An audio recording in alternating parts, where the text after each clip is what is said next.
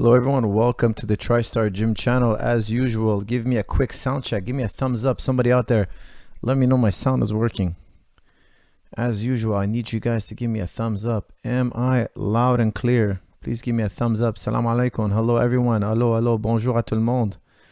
All right, we got thumbs up from Ferdas, Alex, Andre, Pichet. Is this a miracle? I got it right on the first try. Hallelujah.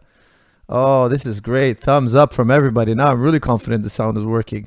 Welcome everybody to another podcast number 70. Can you believe it? We're at podcast number 70 already. Okay, guys, today we're talking about, I can't wait to hear your thoughts on this fight. What a mega fight.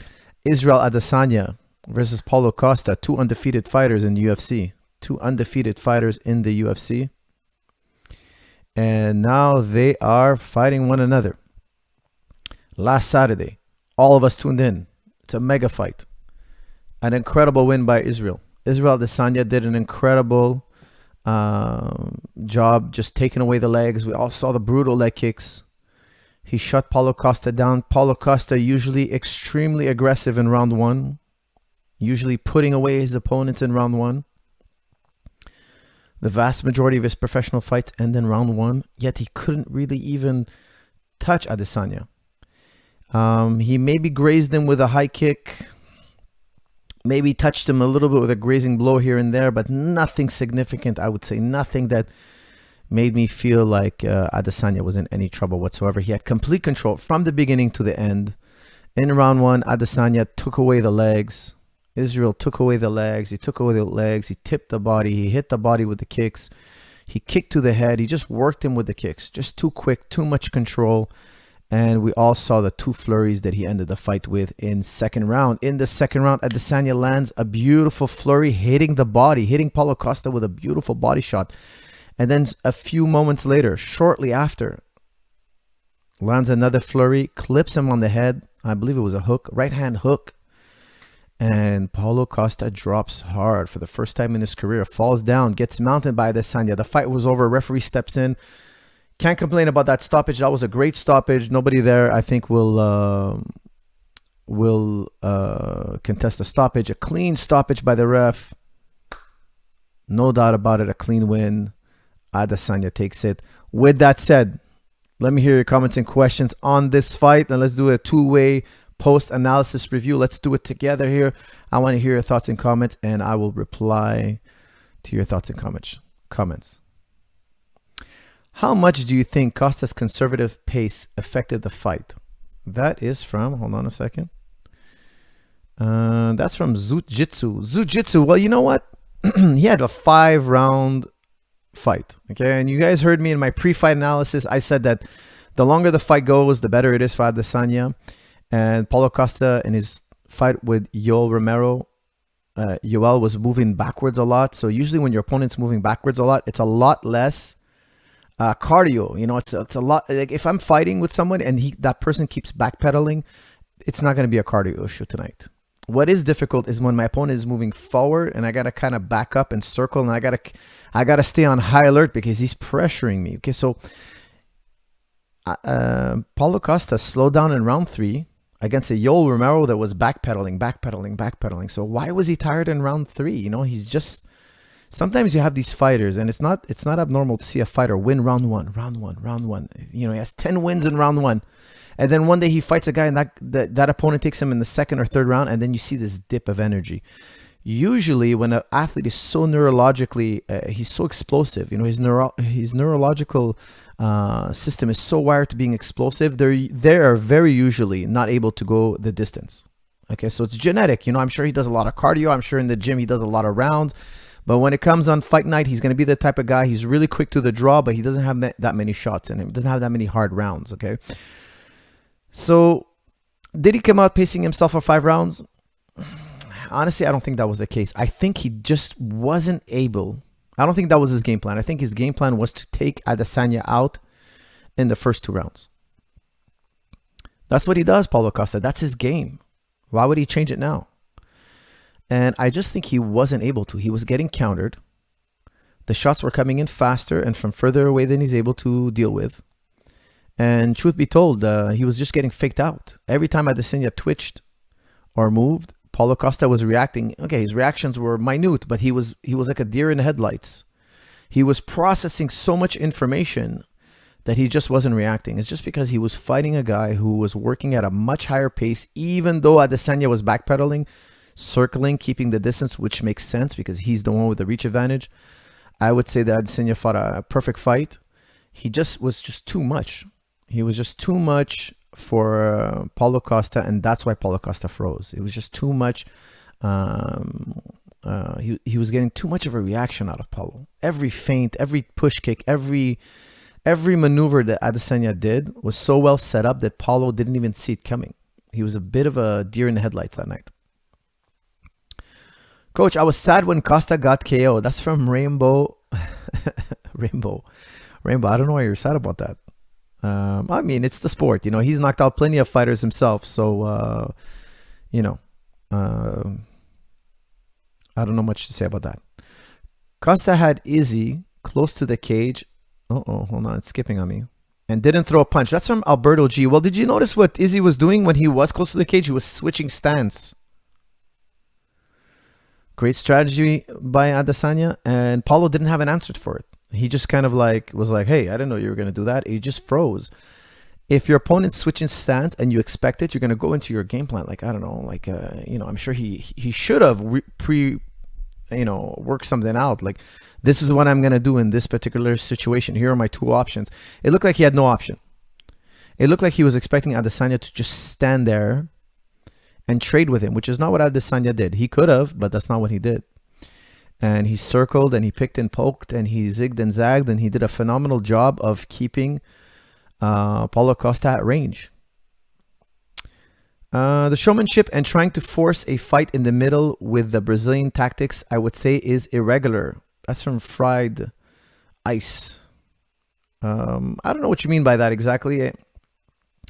I felt that Adesanya was really fighting. Like, every movement he was doing was all smoke and mirrors so he could set up his shot. He was faking his shots.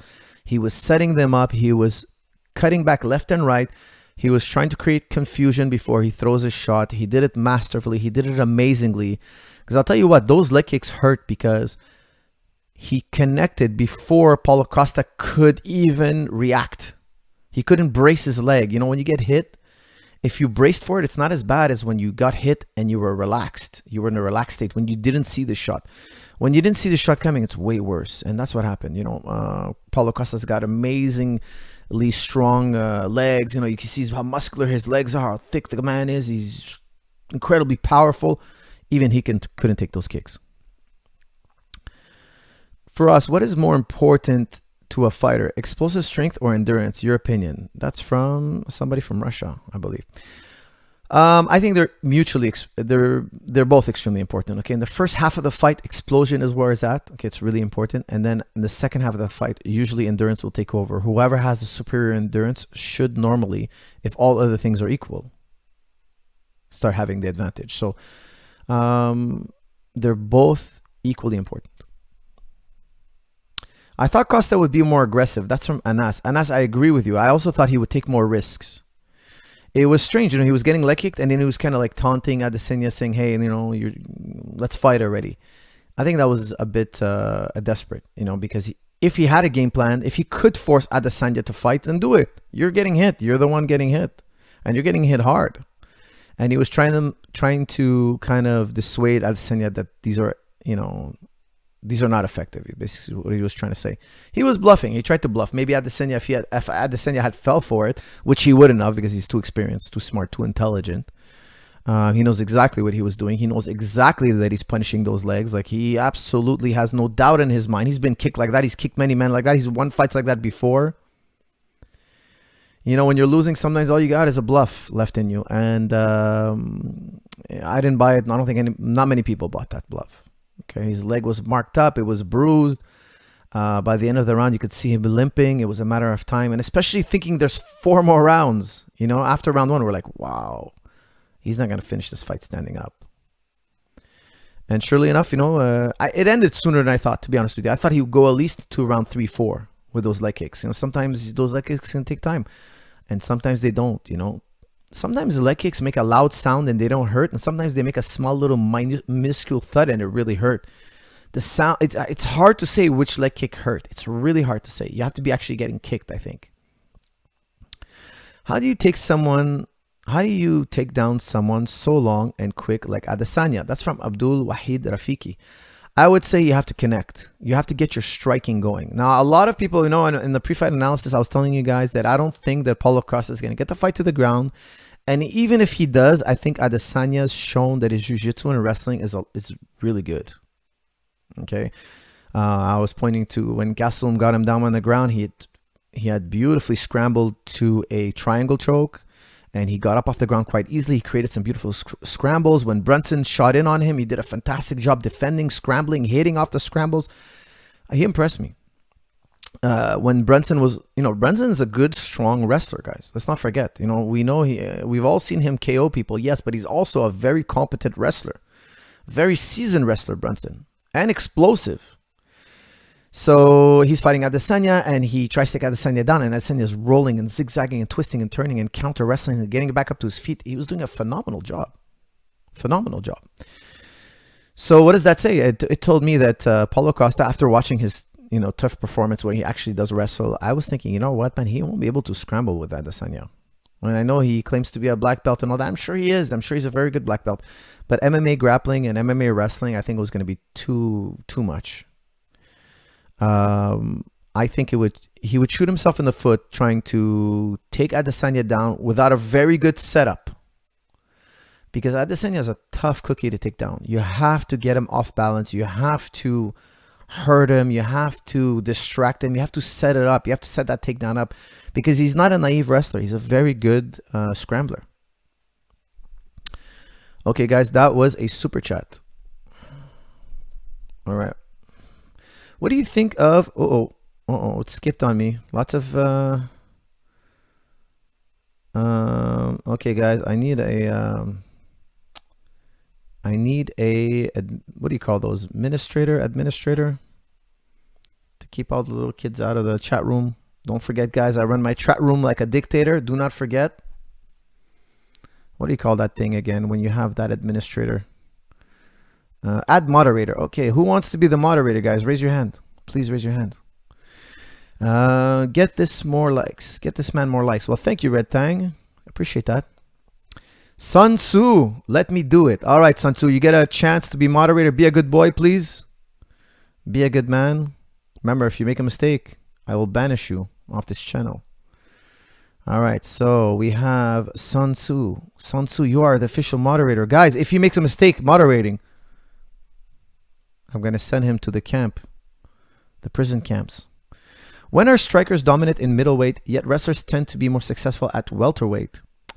Yeah, you know what? The average human size is between 155 and 170, those weight categories. So you're going to get a lot more people. Wrestling's a very popular art, you know, very popular sport. It's just that those two divisions are more stacked, I would say. There's just more population. If I were to count all the fighters there is in every category, I'm assuming there'd be more, I'm talking worldwide, because all those people are trying, all those fighters are trying to get into the UFC, right? So if I want to be the world champion in MMA at 155, I might have to weed out, and again, I'm talking about globally here, thousands, let's say 10,000 fighters. Whereas middleweight, now you're above average human being, above in size. Now it might be, I don't know, 7,000 or 8,000, or maybe 6,000. I don't know, I'm just guessing here. It's going to be less, you know, because the average size of a human being would fluctuate between 155 and 170. The people fighting in that weight class. Okay, here we go. All right, here we go. Who do you think can defeat Izzy? That's from Trig Beats. Well, right now, I'll be honest with you, I think he's at his prime. Obviously, he has like 100 wins now, 100 professional wins. I think right now, for the next year or two, there's nobody. I think some fighters will try, some might get close, but for the next year or two, I don't think anybody beats him. I noticed that Adesanya's right chest looked weird. Have you noticed that, Faraz? That's from Anas. Anas, thank you very much for that question. I did notice. I did see it. It did seem peculiar. I don't know what that is. I honestly don't know. It is very, very strange.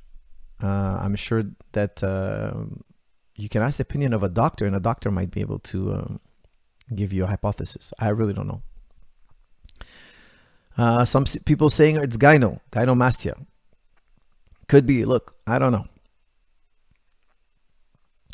Conor versus Manny. Thoughts? I did see a headline, Conor McGregor versus Manny Pacquiao. Now, if that fight does happen, I don't know if it's signed. If it is, please somebody put a link. Let me check.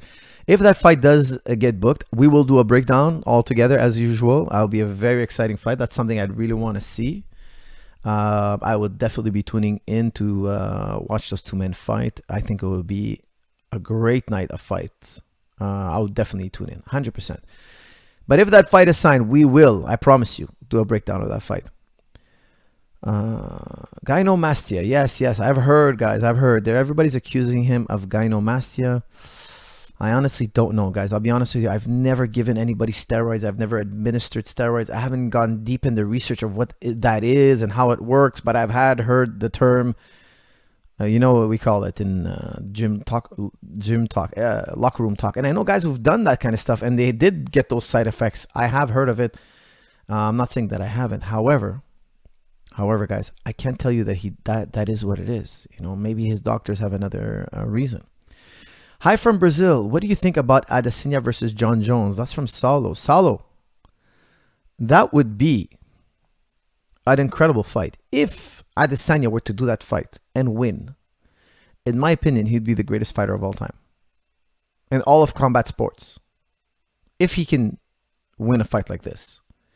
If he would go up a weight class and beat John Jones, don't forget that's a 20-pound jump, not a 10-pound jump, not a 15-pound jump, a 20-pound jump. I would think he's the greatest fighter of all time. Okay. Coach, for us, what about Jan's performance and his future? Okay, listen, guys, that's from Bahavisha. Listen, I did not get to watch the Blachowicz-Reyes fight. Unfortunately, I will be watching it soon, maybe tonight. Okay, unfortunately, this weekend I had to give a seminar. I had to travel a little bit. Last weekend I had to travel. This weekend I had to travel. I had to save some time for the family. You know how it is. Those of you with a family, you know how it is. And I unfortunately did not get a chance to watch that fight. I will be watching the rest of the fights during this week. Coach, any thoughts on Adesanya's post-fight antics? That's from Andre1442. Listen, I'll tell you something. After he won the fight, I pushed replay. I rewinded it. I watched the finish maybe 2 or 3 more times. And as soon as the fight was over, I cut it. I saw a little bit of the antics. I know what you're talking about. And of course, on YouTube, the days after, it's all like headline posts and pictures. And here's the truth, guys. I know there's a back and forth. I don't know where it started. My take on it is it's always better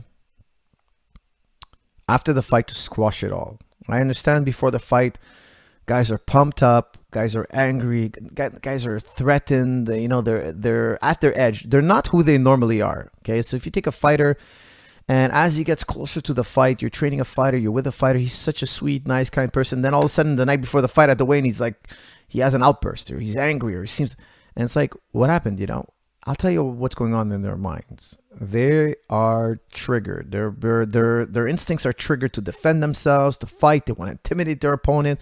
They want to show their opponent they're not scared. They want to show their opponent that they're going to bring it tomorrow. It's just a natural reflex, okay? Now, some fighters have it under control. You know, they've been fighting a long time. It's a question of instinct, personality, upbringing. It's all these things come together. That's why I will give some lenience, you know, because before the fight, you're pumped up with adrenaline. But after the fight, when it's all said and done, I think personally, you should be, you know, very polite, kind, friendly. Because look, at the end of the day, sooner or later, you're going to be on the end. One way or another. Okay? And showing the world we are respectful. We are, you know, it's a gentleman's sport. We are civilized human beings. We're not animals fighting here. We're practicing martial arts. We are skilled individuals, not brutish human beings. I think that's always the best projection. Okay, it has to be a gentleman's sport. With that said, sometimes fighters go too far and they need to be taught a lesson. Even when the fight, and I hate to say this, I know a lot of people aren't going to agree with me, but I hate to say this, but sometimes people sometimes I would say I'm not saying I'm for it. I'm just saying it's understandable. And I don't want to point at events in the past. Okay. I wouldn't want to do that. But there are times where fighters after the fight wouldn't, let's say they were not ready to reconcile. And all I could say is I could understand them, because sometimes fighters go too far with the pre-fight talk. I think there are lines we shouldn't cross. And you have to always ask yourself, what lines wouldn't I want somebody to cross on me? And don't cross those lines. Use your common sense. I don't know if Paulo did that. I'm not saying he did or didn't. I don't know. If he did, personally, I don't like the nature of the antics. I thought they were really bad. Okay, if you're asking me, really, really bad. And we're talking about sexual assault here almost. Again, I don't know the backstory. I didn't follow all the hype before. I didn't see what they said, the back and forth. I didn't follow any of that. So I don't want to judge anybody. I don't know the story, to be honest. I didn't keep up with it. I just wanted to see the two compete and see who's the better fighter. With that said, guys, I have another super chat. Hey, for us, if George was coming back to take on Izzy, what kind of game plan would you prepare for him? That's from Thierry Saint-Pierre. Thierry, Mr. Saint-Pierre. I couldn't tell you guys that, but listen, it would have to do a good setup on a takedown. You want to take that man down. You want to crush his striking by smothering him on the ground a bit, tenderize him, and then strike with him in the later rounds. But that's just a brief overview. Anthony Pham, hey, I had a great time visiting TriStar in December. Thanks for letting me photograph. Thoughts on 90% purse for missing weight comment? I did not hear about that. Anthony Pham, thank you for coming in. You're always welcome. Visit again. Guys, TriStar Gym is open every day. I know a lot of you have been open for a while. TriStar was open for closed for quite a while here in Quebec. Now we're in code red here in Quebec. What does that mean? They're closing restaurants, of course, related to COVID, closing bars, closing all these things. Gyms are still open. I'm teaching class tonight. I taught class today. Advanced and pro classes during the day, every day at 12 o'clock. And then at night, amateurs come in. We're training the whole team. TriStar is back in regular schedule. Check our schedule online. People are always asking me, is TriStar open? We are open. I'm teaching classes every day. And Anthony, you're more than welcome to come and train. 90% of your purse missing for missing weight. Well, you know what? I think 90% is a little harsh. I think what we need to do is, if you miss a second time, it should be really, really expensive. I don't know how much I would say. If you miss by more than a pound, because you know what? It could happen you miss by a pound. I think a pound shouldn't cost you 90%, but it should cost you. I think there should be a scale. If you miss by 5 pounds, well, maybe now we are talking about 90%. And no fight. Like something that would never allow, a fighter would never accept to miss by 5 pounds. It's too ridiculous. It's just too ridiculous to miss by 5 pounds. Okay, I hate to say it, but that's just absurd. And if it happens the second time, we take 100% of your purse, and we just it has to scale. That's what I think. But missing by a pound, losing 90% of your purse, I think it's a little harsh, because it can happen that you make a mistake, an error. Sometimes you went to the sauna was broke that day. And then sometimes fighters try to do literally everything. They were responsible, and it was just like they were in a foreign city and they didn't know where the second sauna was. And when they went there was a lineup of fighters, and there was a limited amount of time. And sometimes it can happen that the guy did his best and it didn't work. Love your videos. Very inspirational. That's from Fight Training. Thank you, man. Appreciate that. You spend a lot of money on that comment. So I'm going to give you a shout out. Thank you, Fight Training. I believe I have another. Oh, man. The super chats are rolling in. Coach, do you believe fighters would ionize? MMA organizations treat aging athletes and non-champions so poorly compared to other sports. Sorry. I don't know why I read ionize. Unionize. Forgive me. The light behind the screen is very bright. I apologize. Unionize. Dude, you're going to get me killed.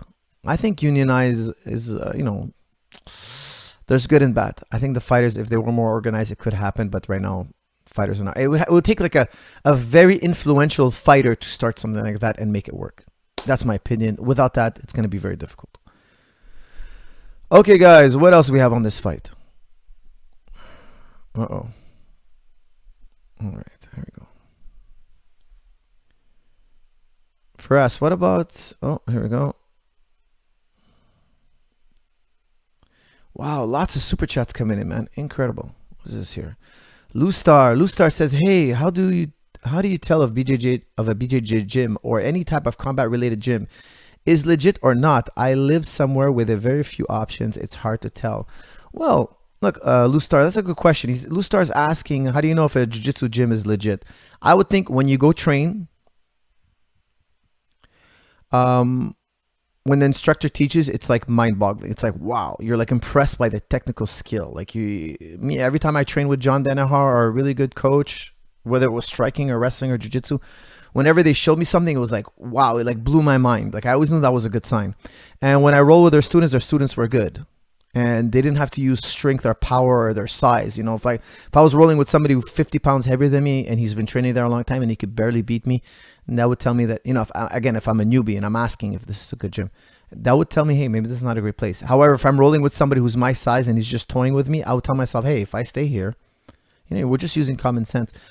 And of course, their reputation, you know, it's pretty much how everybody operates. Okay, guys, it was a fantastic fight. Any other comments and questions on this fight?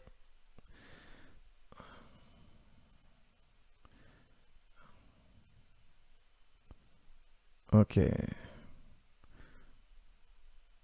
What do you think about Khamzat versus Izzy? That is from, I don't know why here.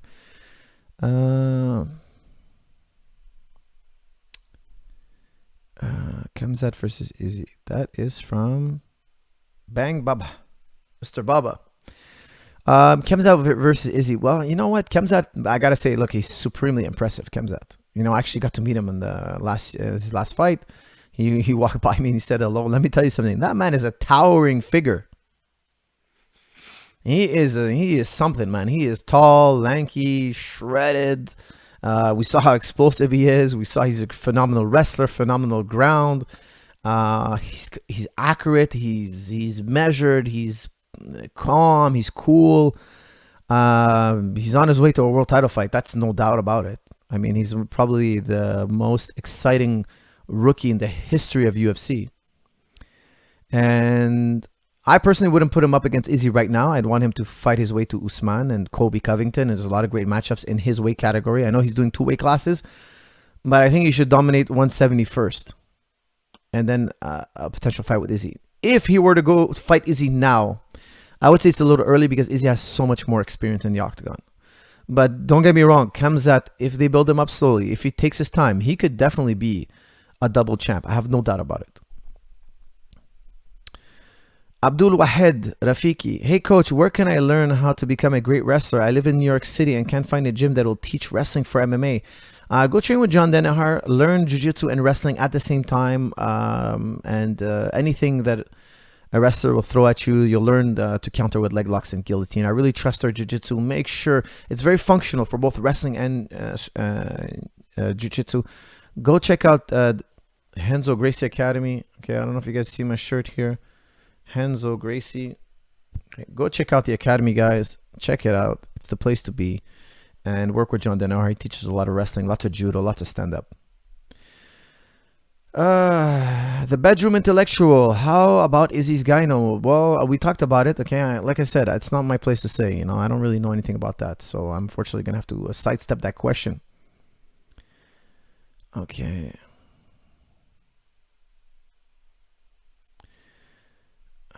A good instructor does not need to impose will through strength. That's from Marco Costa. I agree with that. You know, like a lot of times when the gyms are not that good, you see how insecure they are. When you come in, they want to kick the hell out of you. They want to beat the hell out of you. You're a beginner and they just want to beat you down. It's like, dude, like when a beginner comes in, I just kind of roll with him nicely, flow, and just kind of like give him some tips. And, you know, you're watering the seed and hopefully he becomes a good training partner. And, you know, we have a good friendship, and we trained together for many years. But I don't understand why gyms, when they come in, I think they want to show you, hey, you don't know about me, you don't know how good I am, let me show you. It's like, whoa, it's such a negative way to start a relationship with your student. This is from Bilal Ali. Salam coach, thoughts on Khamzat Chimaev? He's compared to Khabib, but I feel like he has better stand-up. He hasn't fought enough fights yet to compare him to Khabib, to be honest, in my opinion. Well, Bilal, I just talked about him. You missed it, but I will tell you, I agree with you very much. We haven't seen enough of him, but what we have seen is incredible. I have no doubt he's going to go all the way to a title fight. He's going to be, I think it's a matter of time for him. But he's incredibly impressive. Guys, a quick shout out to my sponsors, timtam.tech. Timtam.tech, guys. Check it out. They have the new universal heat adapter. If you have any other type of massage gun, go right now, buy the heat. It's a heat adapter that you charge on your own. There it is on your screen. There it is working with a, you're going to see it on your screen. It's going to pop up in a second here. It's working with what do you call those guns? The Hyper Ice. Okay, you can buy it, you charge it, it heats up 95 degrees Fahrenheit, and you put the adapter on your gun, whatever gun you have, you buy it, you get the adapter with it. Right now, I believe Tim Tam is giving you the adapter away for free. And now you turn your high-powered massager into a heated high-powered massager. Make sure to pick one up or buy a pro high-powered massager at timtam.tech, the world's most powerful and only heated massager in the world, high-powered heated massager. And guys, don't forget to check out jujiclub.com if you want to pick up one of my instructionals. Thierry Saint-Pierre, again, what do you think about the effects fasting can have on the mind? Would you implement it into training camp? Well, look, I'll tell you something. I do a lot of fasting, okay? So, we talked about it many times on the show, but I'll tell you something about fasting. If you fast long enough, and do some research on this, okay? If you fast regularly and long enough, you're going to find a major increase in your cognitive ability. Like, you're going to start having like incredibly like, you're going to have a mind shift. Sooner or later, it's going to happen. Now, maybe evolutionary speaking, we can say that the body's being starved and now it's going to give you like, they say you start burning ketones at one point and then these ketones are going to create they're more efficient, etc. Or maybe some people say it's because you're starving. Now your brain's like, hey, think of a solution to get more resources. And be that as it may, these are all narratives I can't verify. I don't know. I'm just, maybe you subscribe to that, maybe you don't, but it is true. It is an experience I've had firsthand. If you fast regularly and intensely enough, eventually you're gonna experience an incredible increase in cognitive ability. So if you're asking me how does it affect the mind, it will affect the mind, absolutely. And it's hard to describe. Okay, you're gonna have deeper thoughts. You're gonna have more. You're gonna have clarity. You're gonna have all these new ideas pop in your mind. I think it's a great experience, but very hard to describe. Very hard. It doesn't happen all the time. Okay, it does not happen all the time, but there is a point where it does happen, and I think you have to practice it long enough. Now, would I implement that in training camp? Personally, I would not implement fasting to somebody in training camp. That's something I would do outside of training camp. I feel that when I fast, my recovery from hard training is a little bit less. Now, I'll tell you I've done many types of different fasting. Many kinds. Okay, so every kind you can imagine. I do the Ramadan fast, but then throughout the year, I do all sorts of other fasting. Okay. The fasting that I'm doing currently is I wake up in the morning, I have breakfast, I do Doce diet until 6 o'clock. Okay, shout out to Mike Doce. So I'm eating little meals frequently, natural foods as much as possible, eating grains, I eat carbs. Okay, I'm a carb eater. I love my carbs. I feel that I perform better when I have carbs. I'm in a glycogenic sport. It makes sense. Gotta have the carbs. And then at 6 o'clock, I stop. So I'm not eating. I'm eating for when I wake up, which is usually 10 o'clock in the morning. Okay. Until I'm eating from 10 to 6. Now, sometimes I'll eat only from, again, I do different types of fasting. Sometimes I only eat from 12 to 6. Sometimes I only eat one meal a day. On the weekend, so Friday, Saturday, Sunday, I usually do one meal a day. I'll go train on a fasted stomach. I won't even though I'm going to feel less explosive or what, I don't care. And I'm going to have just one meal. Okay, so during the week, Monday to Thursday, again, guys, my schedule changes. I do a variety of fasting. Sometimes I do a 4-hour window of eating. Sometimes I do a 10-hour window of eating. It all depends, okay? If I was in a training camp, I would just do Doce diet. Because the Doce diet is made for an MMA athlete. Why do I fast? Why do I stop eating at 6? personally? Well, I'll tell you one thing. One, there's the cognitive boost. Two, I sleep better. And it's funny because I have this amazing app. Guys, I really highly recommend this app. Hold on, let me pull it up here, make sure I get the name. It's called Sleep Cycle. I want you guys to get this app. Okay, this is a phenomenal app. Okay, yesterday, look at this. I don't know if you guys can see this. Okay, yesterday I had a really good night's sleep. I got a 92% sleep quality. I slept for 7 hours and 43 minutes. I was in bed for 9 hours.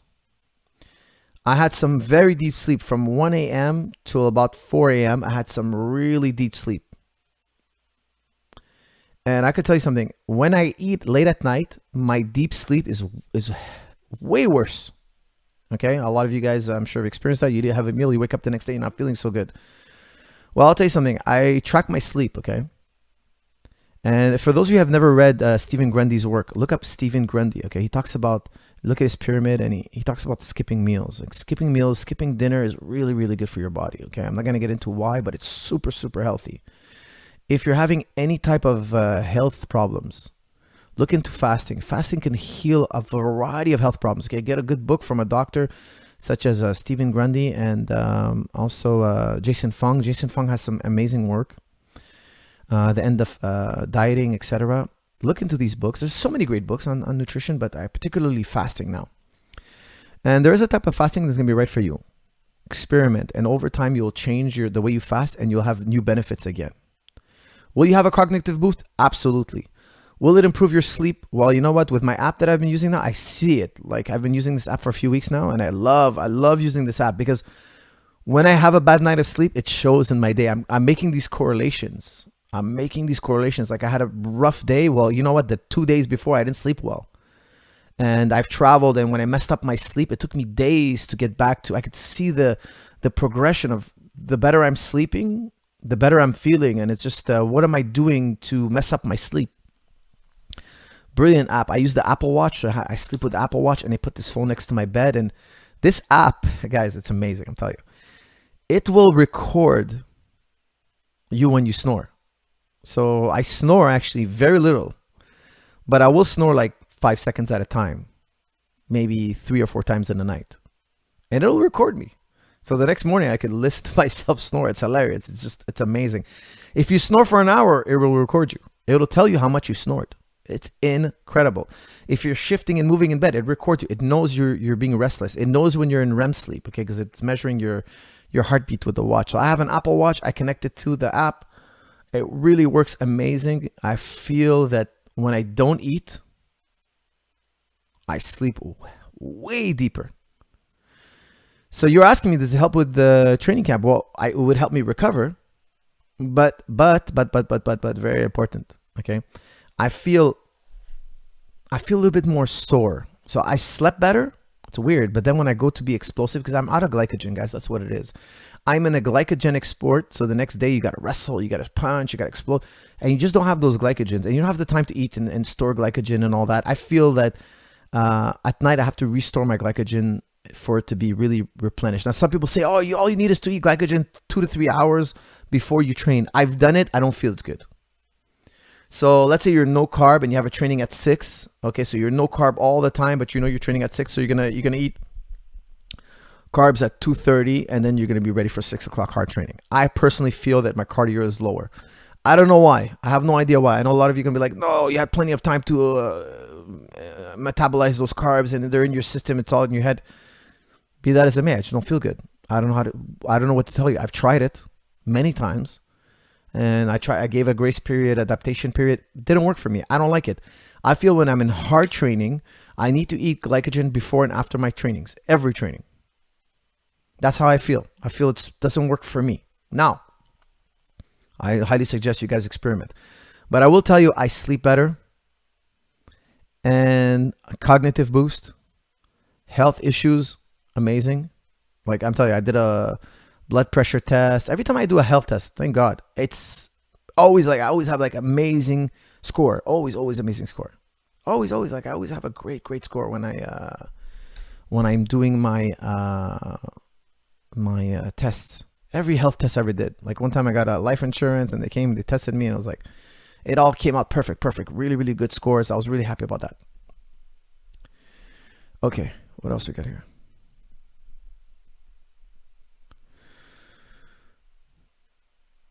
Coach got a good hairline. That's from Musti. Alhamdulillah.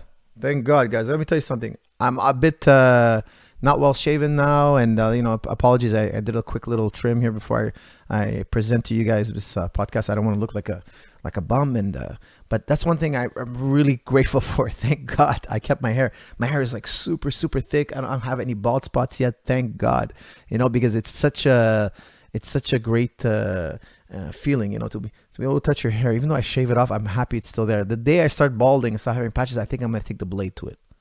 I like that look, like really short. I'm gonna go super short and just trim it all off now. But right now, I have full hair, and like even when I shave my head, like the machine gets stuck in my hair. It's like I have to put the machine on turbo and to buzz saw through this. Alhamdulillah, I have very thick hair, which is something I very much enjoy. Coach, I think Paulo had an injury. He didn't throw a single right hand to the whole fight. After the fight, he said something happened. He looked super uneasy in the walkout. That's from John Wall. You know what? Honestly, it could be, but I just don't feel it was the case. I just felt that Adesanya was just faking him out too much, too well, and he just beat him. Okay, what else we got here?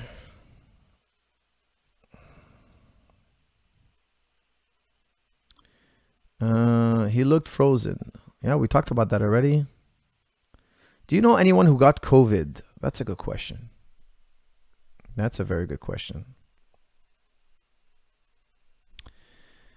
Do you know anyone? That's from Sean Diamond, guys. Sorry, it scrolled up again.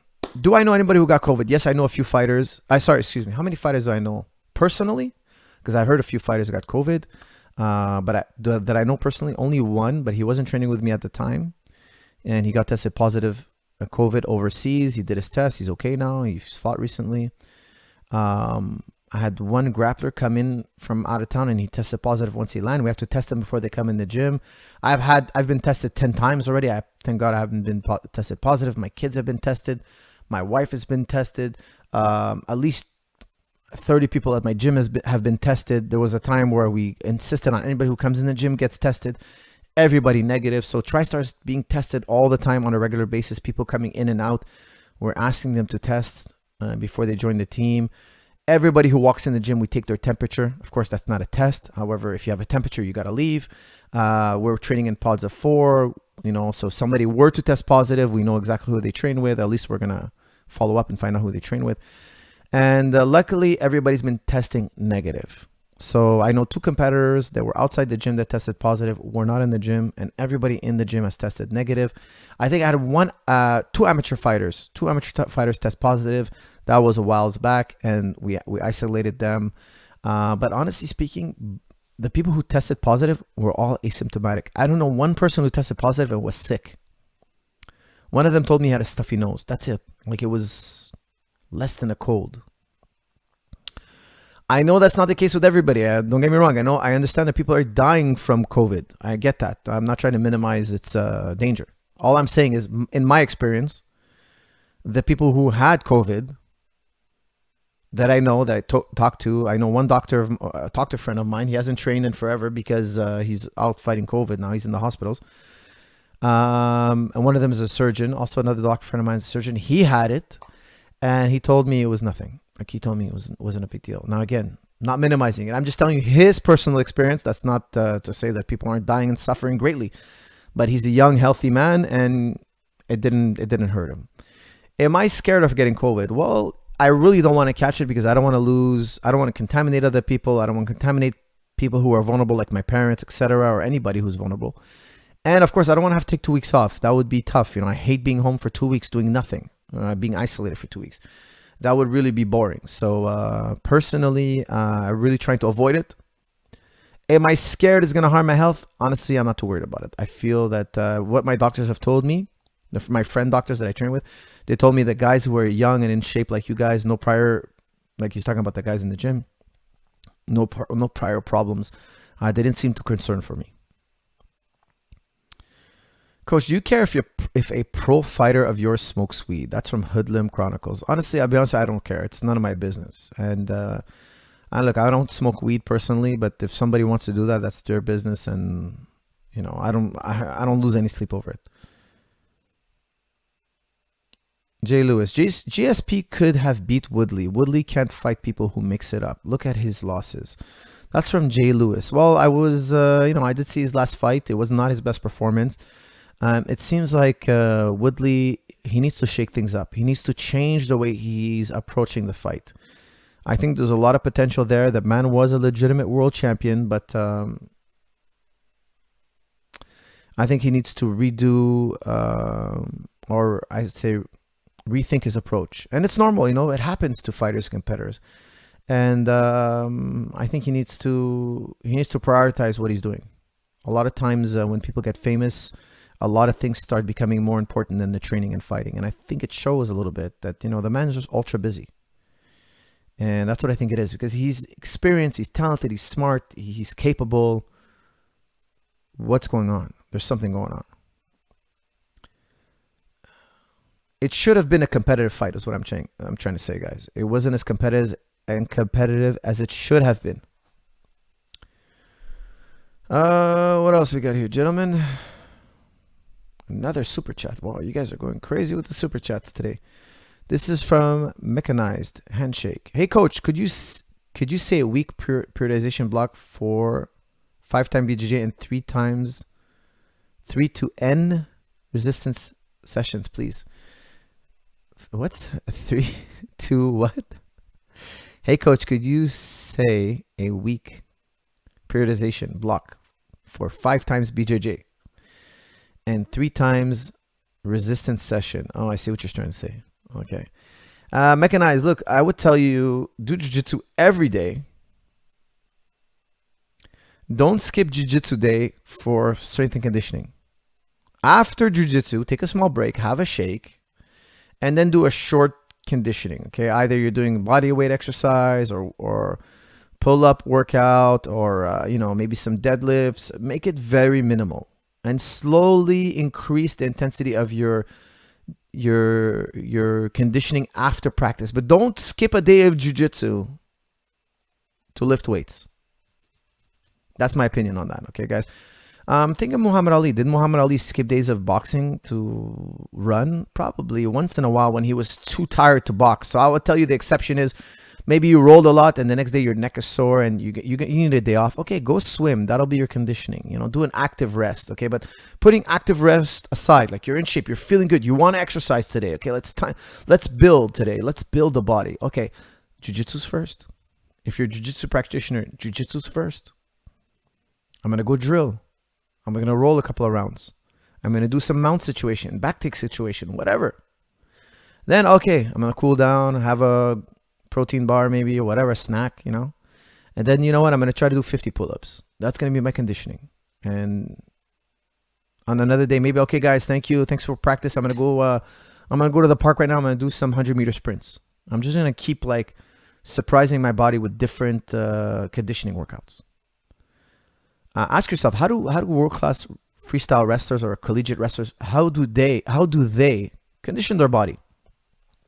Maybe sometimes they'll skip a wrestling practice. Sometimes, maybe they'll do neck bridges. Why? Why are they skipping wrestling practice? Probably because their knee's injured. I always tell guys, if you have an injury, let's say your wrist is injured and you can't roll, come in, do technique, and then do conditioning. So I do a lot of conditioning when I'm injured. So, if I tweak my knee and I don't feel like going live is in the cards today, I can hurt myself. No problem. I'll do technique. I'll drill safely. Then after that, I'll hit the airdyne. Whatever. Okay, but I'm not going to do a lot of conditioning when my body's ready and healthy to go live.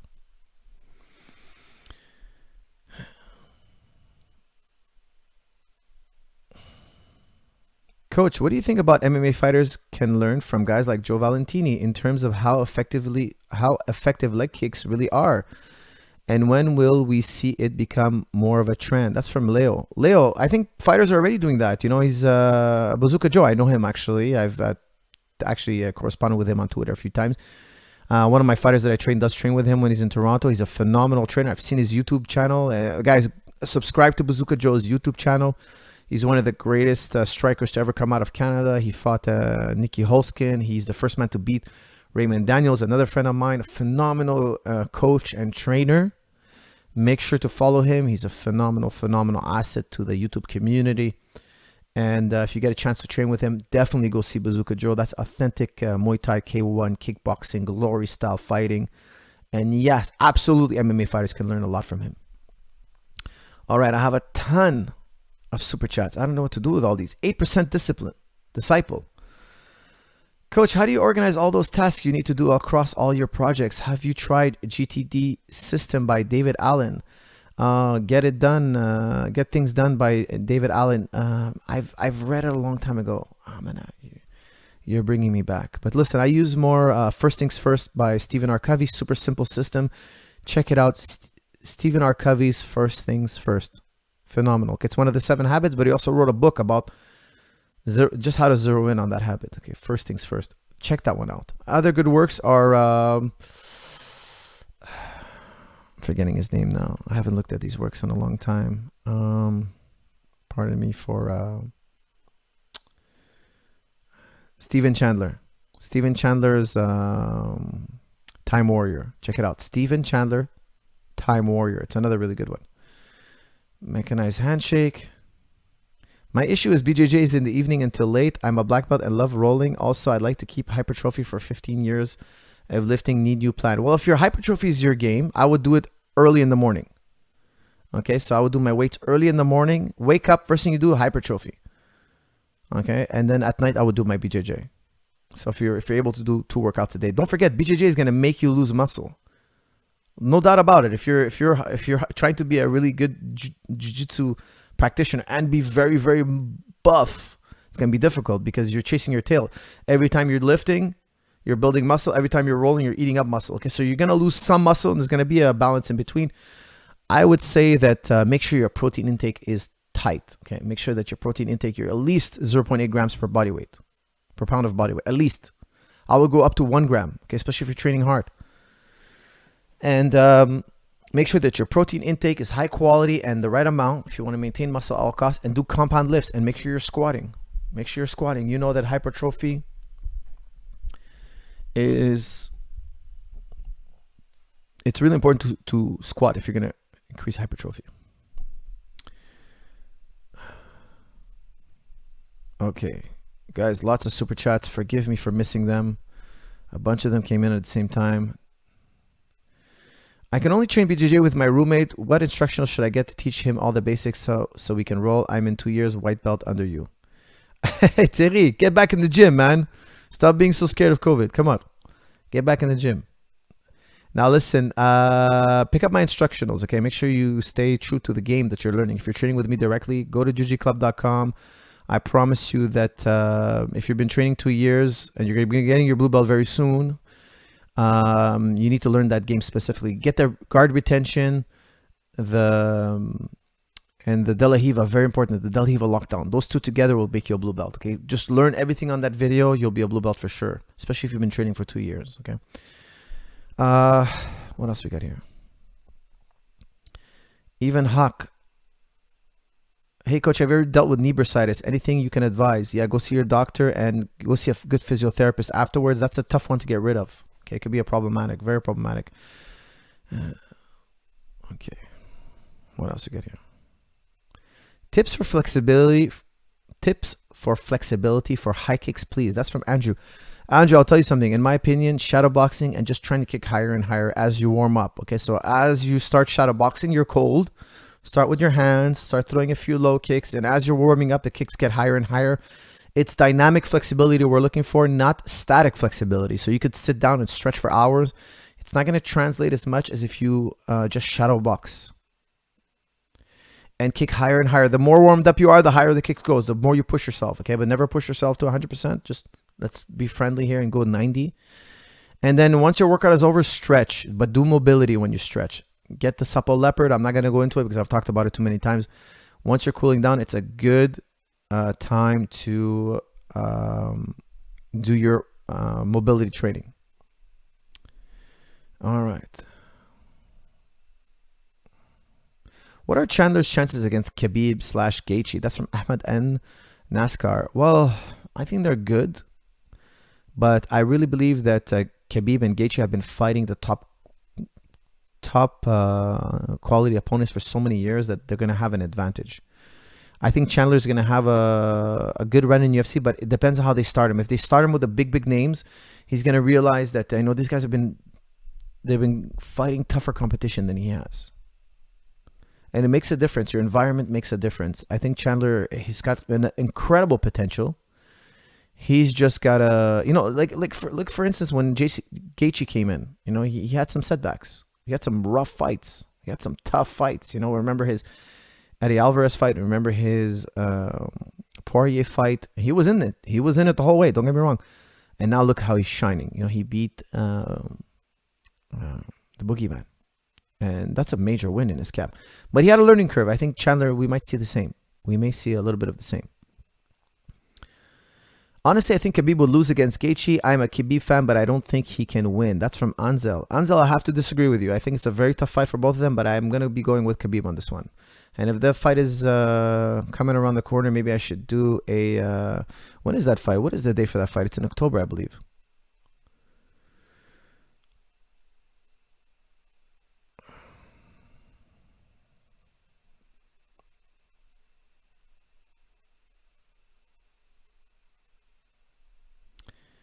Coach. Okay, I gave the high kick flexibility stuff. I'm not put you in a timeout, but I don't know if your computer's glitching or whatever it's doing, but I don't know if you're... All right.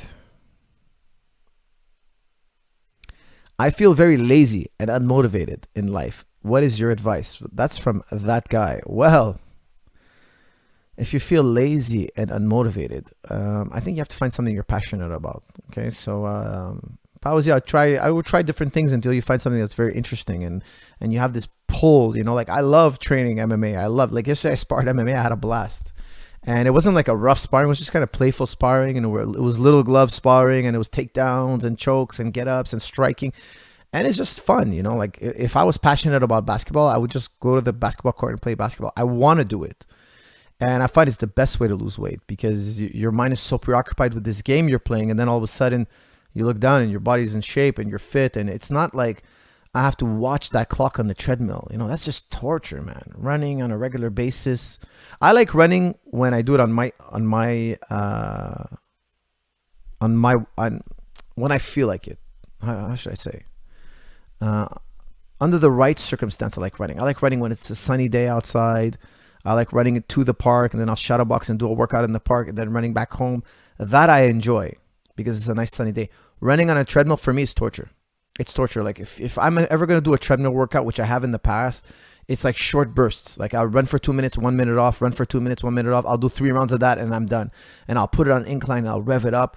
But I won't be on the treadmill long because it's just too mentally boring that I just simply don't enjoy it. So I rather develop cardio in other ways. Like I like sprinting over long distance running, unless I can make the long distance running enjoyable. Sometimes I have a really good podcast that I want to listen to or a good audiobook. And I'm like, you know what? Let me go for a 45-minute run. And it's going to give me a chance to listen to that podcast. And again, I'm so into what I'm listening to. I'm enjoying the run. So my opinion is find things that you enjoy doing and try to weave fitness in there because fitness is huge because it's going to give you that energy. Okay, so fitness can be, it's a vicious cycle, because the more fit you are, the more energy you have. So the more you want to train, and it's a positive cycle. Okay, it's an upward spiral, not a downward spiral. Find things you enjoy doing. If you like playing squash, play squash. And like whatever sport you enjoy, do it. That's why people always ask me, when people ask me things like,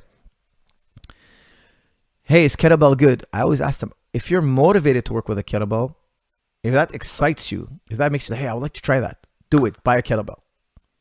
People ask me, is jump rope good? Are you motivated? Do you like jumping rope? That's really important. Like if you have the most sophisticated program, but you don't do it, it's useless. So me, the first thing I always look for is what's going to motivate the athlete or the person.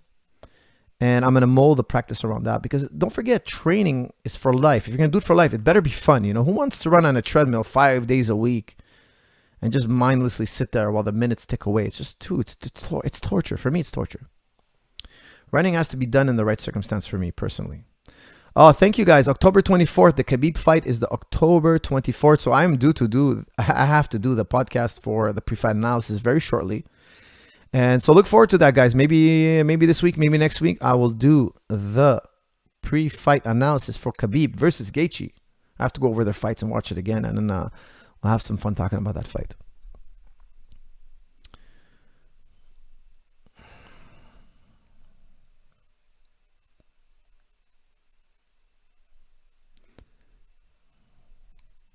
Okay, here we go. More super chats. This is nuts. I think this is the most super chats I've ever received. Will Z, Coach, what are your thoughts on LeBron James fighting Kobe Covington? If LeBron spent a year at TriStar training MMA, would he have a shot? I did see some kind of weird, I didn't click on it, but some weird video of like, spliced Kobe and LeBron. I don't know what that was about. Like, are they like going back and forth online? I have no idea. Listen, I think Kobe, he's been training his entire life. I don't think we can train LeBron to beat Kobe. He would need 10 years of training, okay, to have a chance. That's just my honest opinion. Josh Stuntman, expound. Do I believe? Okay, this is a serious question, so I'll answer it. What are the benefits? How long before fights and thoughts on Switcheroo? I'm not sure what Switcheroo is, but you're asking me expound on semen retention. Josh, I think you're asking a serious question, so I'll do it. I don't think you're trolling. No, I'm not a big believer in that, guys. I don't practice it, so I'm really not a big believer in that. Here's what I do believe will get fighters in trouble.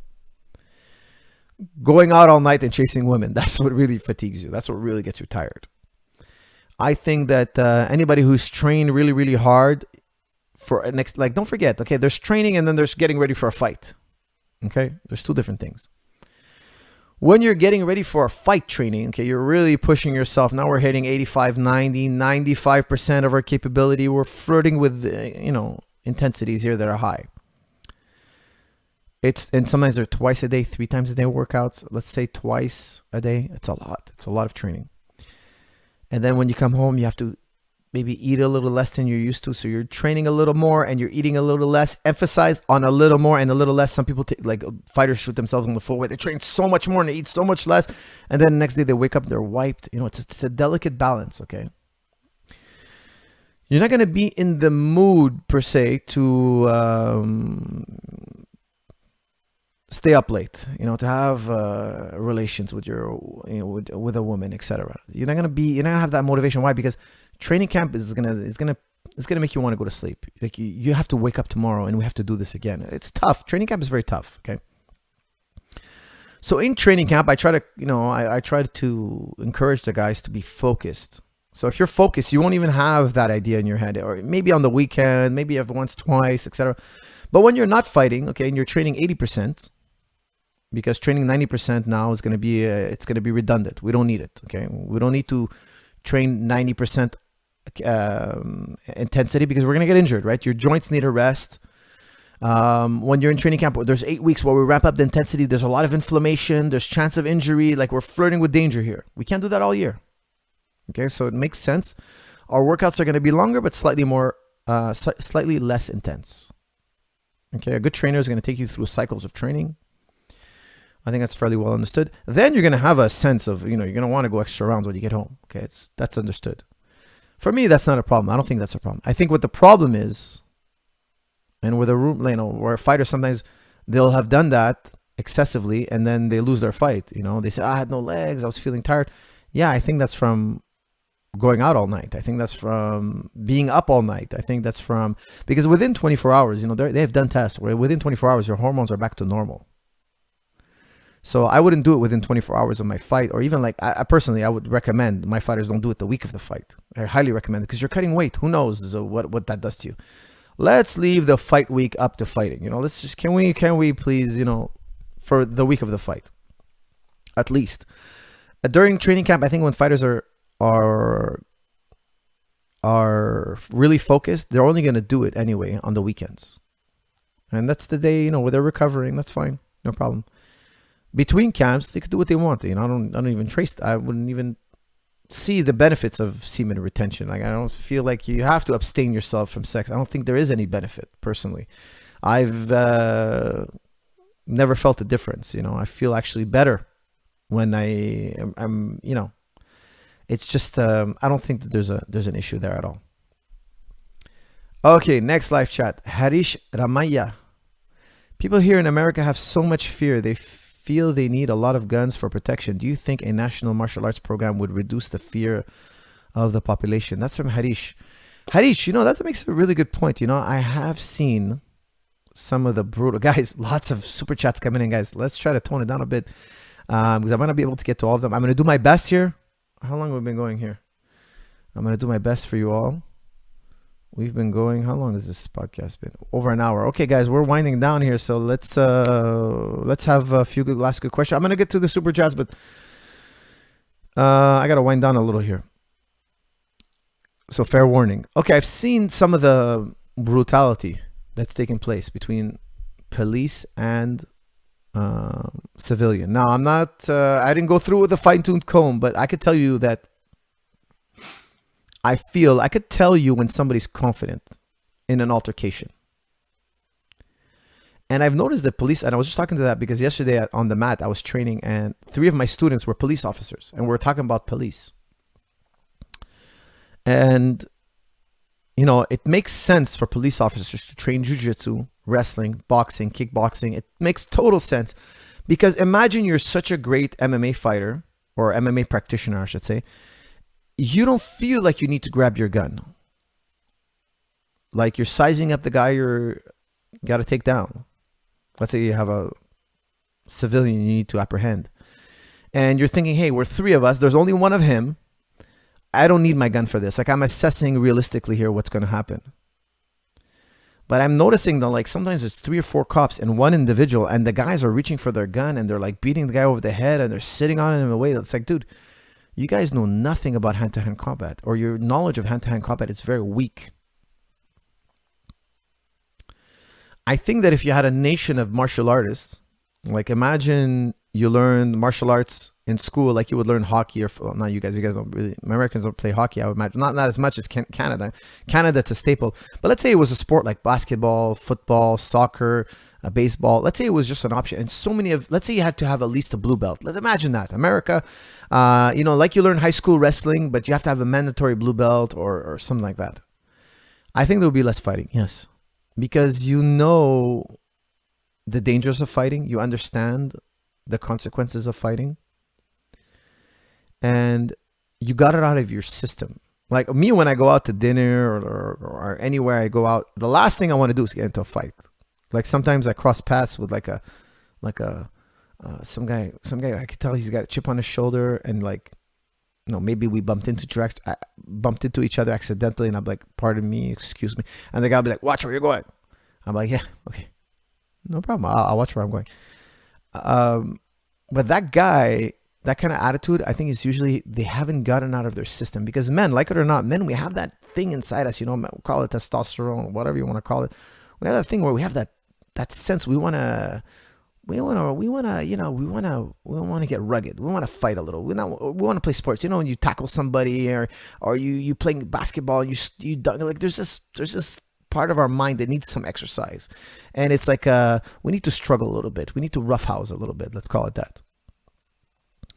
And I think when you get that out of your system, you need that competition. You need to sharpen your claws, not hurting anybody, but just like you need that. You need to expend that physical energy. But once inside of your system, you feel calm, you feel at ease. You feel good. You feel zen. I think every man and woman, but men more so, they need some adventure in their life. So sports is that adventure. You have these very intense moments, where there's a few seconds left. You're down by a point. Oh, you got ahead now. And then there's this strategical warfare going on. Peaceful warfare, a type of warfare that nobody's getting hurt, but you're getting it out of your system. Now, I think when people don't have that outlet, that's why they have that chip on their shoulder. They're looking for somebody to mix it up with. They're looking to release some of that aggression or that natural instinct to sharpen their claws. And people who train a lot are usually fighters, MMA fighters or athletes, usually, not always, usually, I could tell you that they ramped it down. It's out of their system. The last thing I want to do after a whole week of being in the gym is to go wrestle with some guy in the street. For goodness sake, I'm trying to avoid that. So you just want to relax at that point. I think you're right on that. It would help, but would it be the solution to the problem? No, I think that's a bit far-fetched. I think that's reaching a little bit.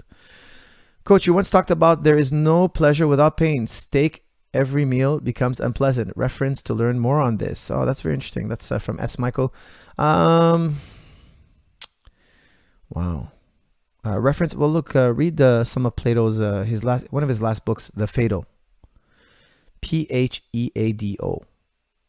Read that book. There's a brief reference to it early on in the first few chapters. Check it out.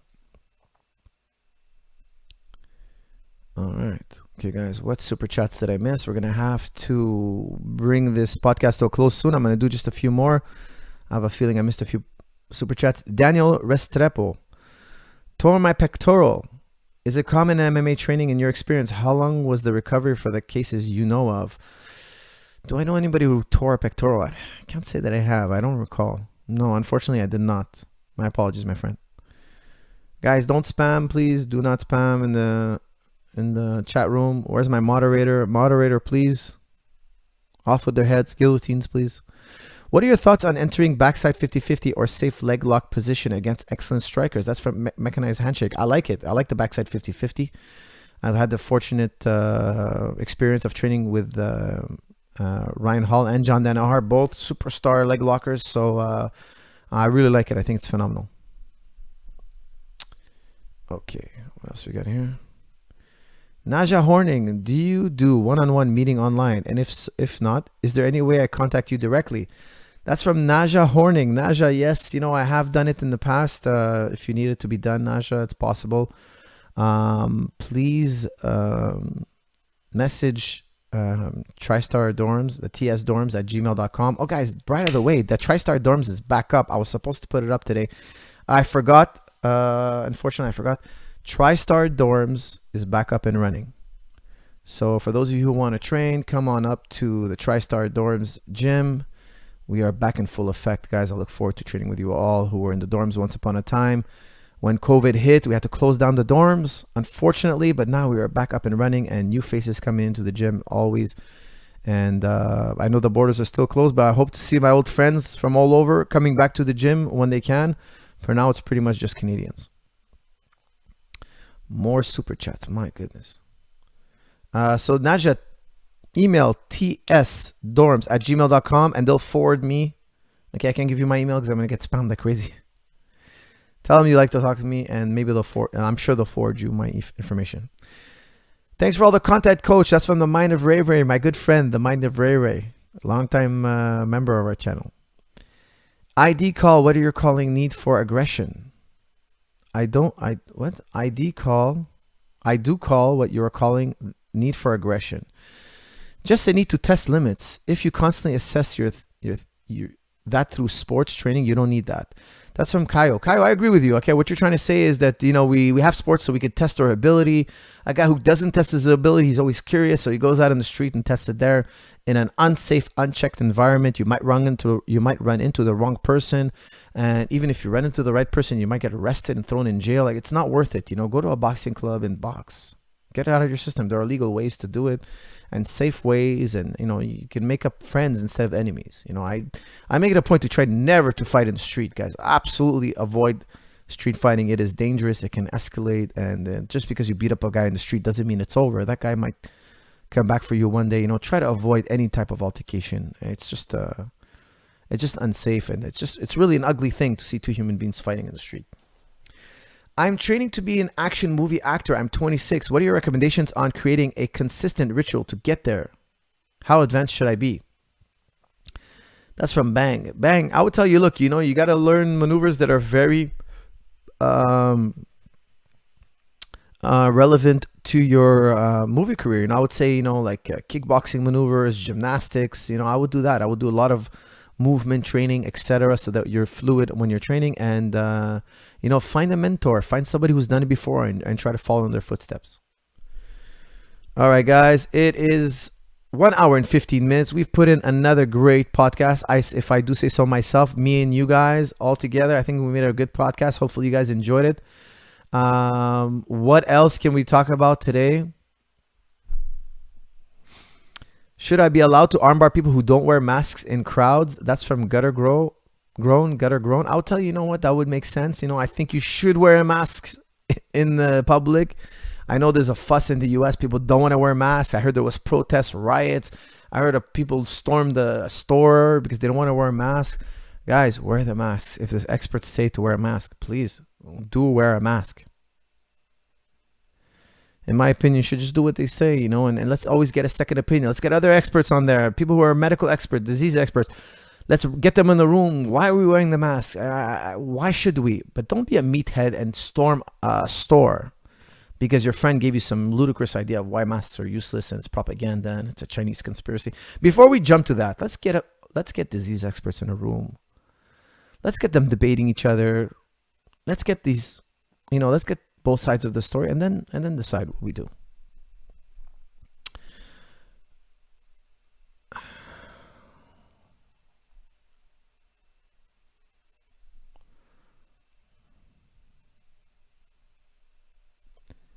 All right, guys. What else we get here? How's my moderator doing, guys? Give me a thumbs up for our moderator, or give me a thumbs down if you guys don't like him. How's he doing? How's Sung Tzu doing? How's my boy Sung Tzu doing here? Does he need to be executed?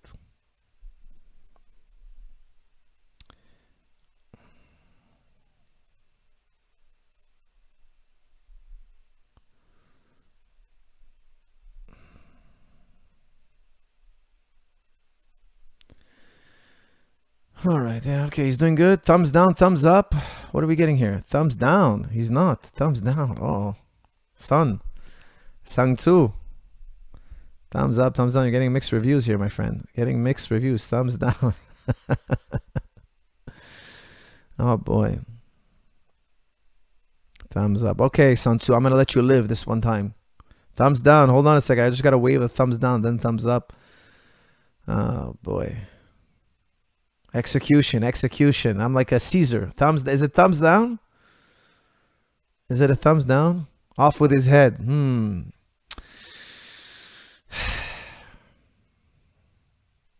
Guys, I'm getting a lot of thumbs down here. How do I execute him? How do I remove participants? Let's see here. Where is Sung Tzu?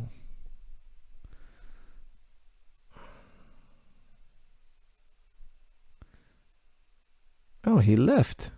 The moderator left. I think when you guys gave him the thumbs down, he ran away. All right, I don't see him here in my participants. No, I think he... All right. He who runs away lives to fight another day, they say. Maybe we'll see Sung Tzu again. All right, Sung Tzu is no longer moderating. Okay, guys, what can we do here for a final? And a final question. Let's make it a good one. All right, I get it. Sung Tzu is not as loved as I would like him to be. My moderator was not as popular. And he's gone now, guys. He is no longer moderating. Okay. What else we got here? Let's finish up one more question, guys. Let's do a good one here. All right, we got one here. What else you got? No more questions on PEDs. No more questions on PEDs. Please, no more questions on PEDs.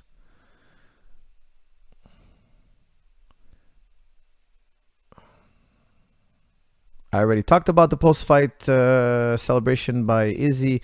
I got so many messages. Somebody throw up a good one. Mod me. Dragon Eddie. Okay, you want to be modded, Dragon Eddie? You better do a better job. Remember what happened to the last guy? The last guy was executed. All right, what else we got here? Coach, what are you currently reading? Oh, let me look at my books here. I normally read several books at once. As I get bored, I flip book and then I come back to it. Let's see. What have I been reading that's very interesting these days? Oh boy. The Wisdom of History by J. Rufus Fears. That's the Great Courses on audiobooks. Check it out, guys. It's a really good one. It's like probably like a 10-hour book, 12 hours. The Wisdom of History. So they take events in history and what was the wisdom behind them. Really interesting stuff. That's from J. Rufus Fears. The Great Courses. You can get it on Audible. Get it. You won't regret it. It's really interesting stuff. And I enjoyed it very much.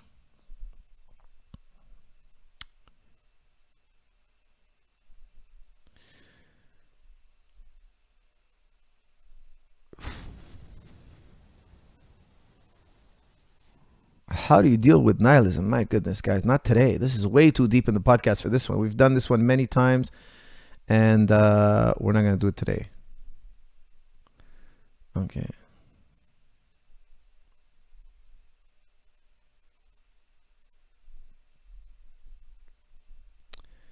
All right. Mod me. Guys, I already have a mod. Please, I already have a mod.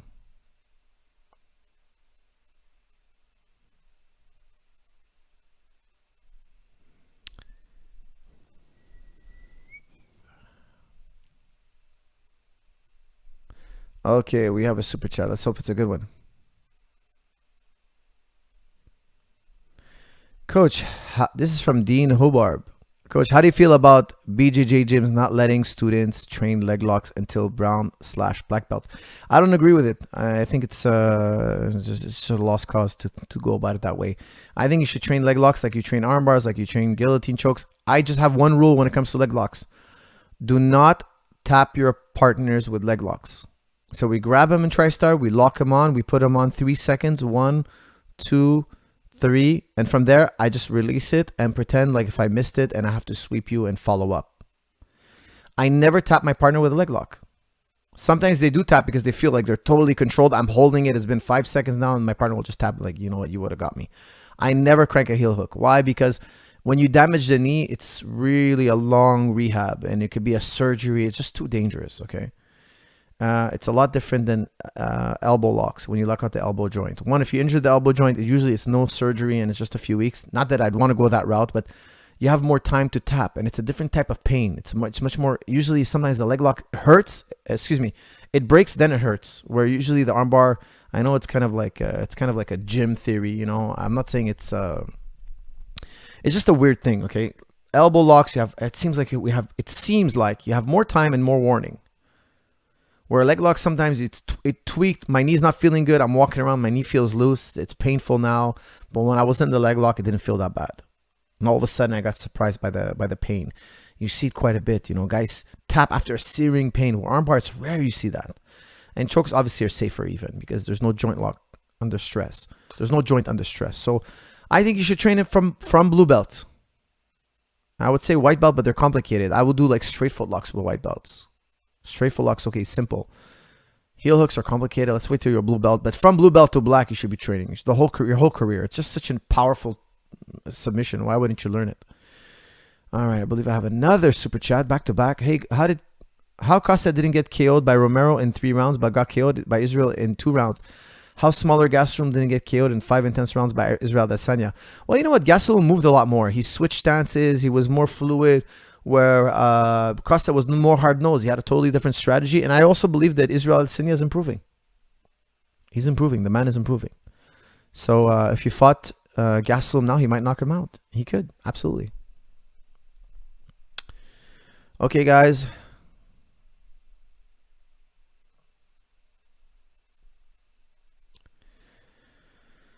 Salam Sensei. That's from Nasser. Salam alaikum, Nasser. How are you? Somebody in the chat room asking how to get a girlfriend. Guys, please help him out. Coach, you like Tony Robbins. What do you think about his teach and has it impacted your life? That's from Bang Baba. You know what? I've listened to him in the past. I've watched his documentary. I thought it was hilarious. There's one part that made me burst out laughter. It was amazing, actually.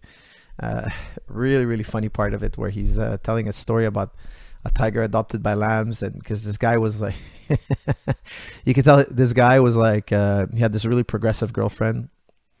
So Tony Robbins is giving this massive speech to these people, and he calls on this couple and he's like asking him questions, and you could tell that guy he's asking this guy some questions, and that guy has his girlfriend with him, and that girl has got him whipped. She's got him wrapped around her pinky, and she's progressive, and this guy's just he's like a lapdog, he's got no spine. And it's like, I love how Tony Robbins picked up on that, because I picked up on that, and I was like, dude, this is like, like to the too much, just too much. And they're a progressive couple, and this guy's ready to beg for a treat. And then Tony Robbins tells him a story.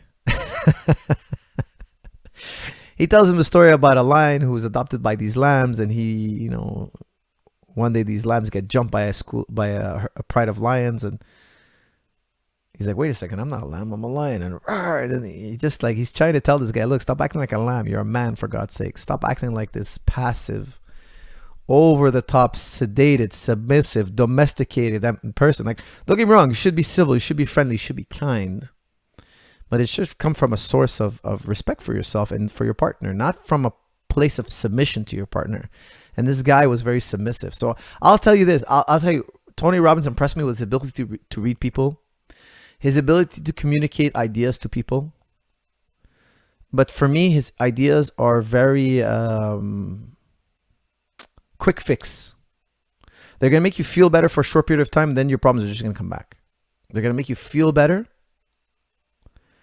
They're going to motivate you to face your problems, but it won't give you the tools to solve your problems. So I feel like he gives you part of the puzzle, not all the way. He doesn't take you all the way. But he has an uncanny ability to read people. At least he did in that one circumstance, because I felt like he was so on point. I think he can help people. I think he's good, but I think it's a limited amount, and it's a bit quick fix. So for me, I'm not super excited about his materials. And I have read a summary of his book, The Giant Within, Awaken the Giant Within. And I would tell you, he's drawing a lot on the works of Marcus Aurelius. So there is a lot of truth to what he's saying. Absolutely. But he's putting it in a bit of a fancy way that's kind of like, he's communicating in his own way. And I think a lot of people will respond to that. It's just not my kind of language. It's just not my kind of talk. What else we got here? Is Izzy on steroids? Guys, we've done this question. Please, no more talk about steroids and Izzy about steroids, okay? Please, guys. No more talk about the post-fight. We did the fight. Izzy Adesanya, Paulo Costa fight. We did it. Put to bed. Put it to bed. Do you believe in superstition? That's from Mel. Mel, no, I don't believe in superstition. I abhor superstition. Like, I stay away from superstition as much as possible. Like, I see people superstition around me all the time. I kind of nod and smile, but I am not superstitious at all. All right, guys, let's end it on a fun one. We got to wrap this up. It has been an hour and a half.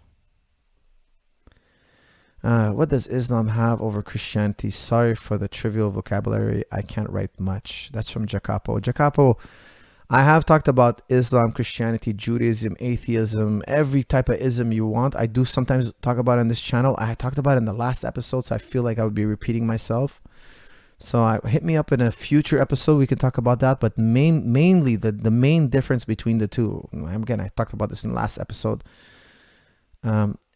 Christianity made religion about a historical event, whereas in Islam and Judaism, historical events are secondary. The primary, the backbone, the central theme of Islam and Judaism is the fitra, or this primordial belief that you have in God. So the Jews, they call it Beni Noah, like the children of Noah. Like to be innocent of children of Noah, they naturally believed in God. It was a natural, primordial experience. It's an innate belief. Okay, in philosophy we call it the innate. It's an ontological argument. I went into detail in my last episode, I believe, or the episode before. So go listen to the tail end. I talked about existence and all that stuff, and how we know. Not why we believe, but how we know. And one day I'll expand on that. If you guys want to talk about that, we can in the future. Okay. And don't forget, the earliest Jews who adopted Christianity didn't see themselves as Christian. Okay. That's why sometimes Jews will say, we'll convert to Christianity when Jesus converts to Christianity, because Jesus was among them. He was a Jew. Let's not forget. Okay. He believed, Jesus had to have believed in Beni Noah, meaning Beni Noah means children of Noah, which refers to, that's what they nicknamed this primordial belief. You start with this innate belief in God, okay? Again, more elaboration on that in the future, and also check the past episodes. If you guys one day will talk about that, but that'll take me about 45 minutes to set it up and pull the trigger, which we're not going to do now. Jesus had a primordial belief. He accepted the ontological argument, the belief that this idea of God has to be innate. We didn't make it up. We cannot make it up. You cannot make the idea of God up. Again, I'm going to give that argument in the future, and I have so done in the past. You'd have to look in the past episodes. Paul comes along, because the earliest Christians, they're called the Ebionites. The Ebionites did not believe Jesus is God. They did not believe that their salvation was made up. Because for those of you who don't know, because it's funny because they poll Christians, okay? It's very interesting stuff. So for instance, in Christianity, 30% of Christians don't believe Jesus is God. Now, according to Orthodox Christianity, that's heresy. That takes you out of the fold of Christianity. So 30% of Christians are heretics. If you bring me any scholar in Christianity, and you tell him, hey, can a Christian be a Christian without believing Jesus is God? He'd be like, no way. Not Paul's Christianity. No way. Again, we're talking about the Pauline Christianity, the most popular Christianity you see. Well, I take issue with that because why should Paul draw the line in the sand? That's what the Ebionites did. The earliest Christians, they didn't see themselves as Christian. They were Jews who accepted Jesus as the Messiah. And they didn't believe that Jesus was God. Because for those of you who don't know, the majority of Christians believe Jesus was God, who God came into the flesh, God became man and sacrificed himself on the cross for the sins of humanity. And Paul said, the man who wrote the Bible, the initial books of the Bible, said, if you don't believe that he came and he died on the cross for you, you're finished. Like you're damned. So that historical event, he had to live, he had to die on the cross, and he had to have resurrected. Those things, those three things, you have to go now and prove them 2,000 years ago that they occurred.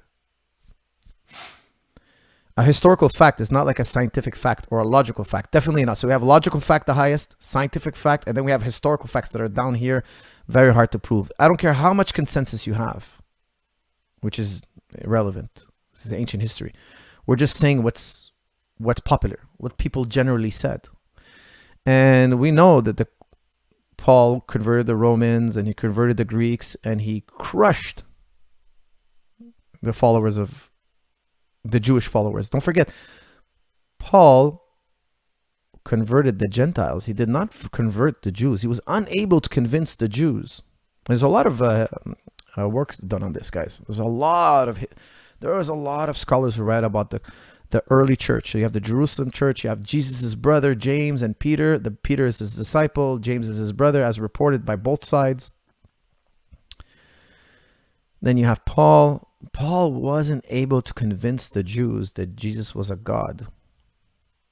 It's impossible to convince a Jewish person, I should say almost impossible, that a man is God. Why? It says in the Torah, God is not a man that he should change his mind. There is no God but the one true God above all, Yahweh. Okay, they're going to call him Yahweh. Now, it's very important to remember, Jesus never used the term Yahweh. Muhammad never used the term Yahweh. This is a very Jewish thing. The Christians moved away from the natural belief in God. They moved to a historical event. Now, there's two factions of Christianity. If you look it up, there's two factions. Okay, there's James and Peter, and then there's Paul. Paul, they say he was a Hellenized Jew, and he was a Jew with a Greekish background. He understood Greek. He thought Greek. In the Bible, he quotes Greek poets. People don't know that. He's quoting the Torah, and he's quoting pagan thinkers. It's unheard of to the Greeks. Like to the Greeks, that's like mind-blowing. It's like if a Jew, because you have to understand, the Romans really crushed. They really tortured the Jewish people. Okay, Rome was a major enemy of Judaism. It's kind of like if a Jewish guy was. It's kind of. I don't want to say he's like almost almost praising a Nazi. It's like unheard of. Again, don't forget, Rome was Hellenized. Rome, the non-Jew, the Gentile was what we call the non-Jew. They were Hellenized and they were Romanized, and they were not among the people of the Jew. And they believed in many gods, and they believed in human sacrifice. And then here's Paul trying to tell the Jews, hey, accept human sacrifice and accept there's more than one God, and the Trinities existed before Christianity. Don't forget. Okay, you find them in paganism, absolutely, 100%. You find dying and resurrecting gods. You have people who died for sins in paganism. He's bringing these Hellenistic ideas, and the Jews are rejecting it. But the Jews who accepted Jesus, they were called the Ebionites. They didn't believe he was a god. They didn't believe he died for the sins of man. They believed in redemption. Now, don't forget, in the Torah it says God is not a man that he should change his mind.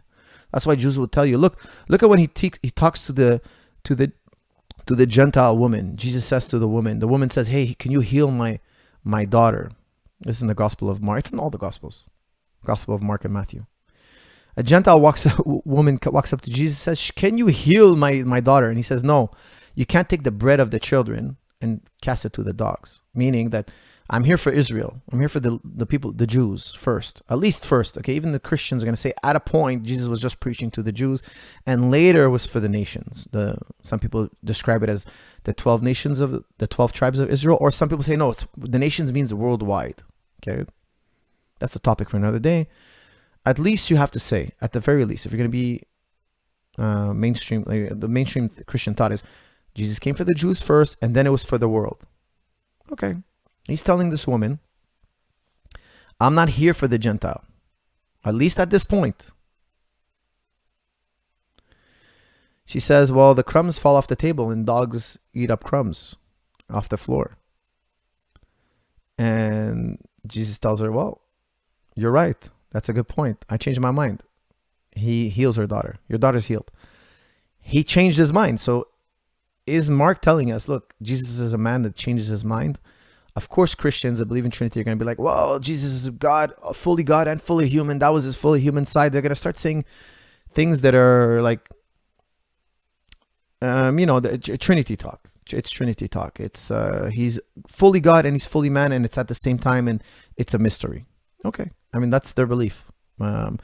Me personally, I can never leave the ontological argument. The fact that religion is really about what you discover within yourself, not a historical event, because I can never verify a historical event, especially this one. This one is filled with controversy. Nobody knows what happened 2,000 years ago. Just nobody knows. I mean, I could sit here and talk to you about 1,000 different perspectives. And don't forget, early on in Christianity, the first 100 years of Christianity was very diversified. There was all sorts of beliefs, lots of rumors about what happened. Unreconcilable reports, completely irreconcilable. So this is the difference between Islam. So you have Islam and Judaism on one side and Christianity. This is one major difference. Christianity is predicated on a historical event. Again, there's so much to say about this, but too long to elaborate. I've talked about it in the next channel, last episode, or the episode before that. Check it out. Okay, guys, let's change the channel on something a little lighter and end it up here. Hi, Coach. How are you able to reconcile Renzo Gracie's reputation for his anti-LGBTQ, pro-Kadyrov, and pro-Bolsonaro stance? Big deal, or are you easily able to separate the art from the artist? Thank you. That's from Shku. Forgive me for butchering your name. I've never heard Renzo say anything anti-LGBTQ. I mean, he lives in New York, so I'm sure a lot of his students are part of that community. I could tell you, I've never heard him say a single bad thing about any group. Like, I've hung out with Renzo a handful of times, and I can tell you he's the most friendly, loving, accepting human being. Like, I felt like, honestly, the little time I spent with him, I felt like I was his little brother.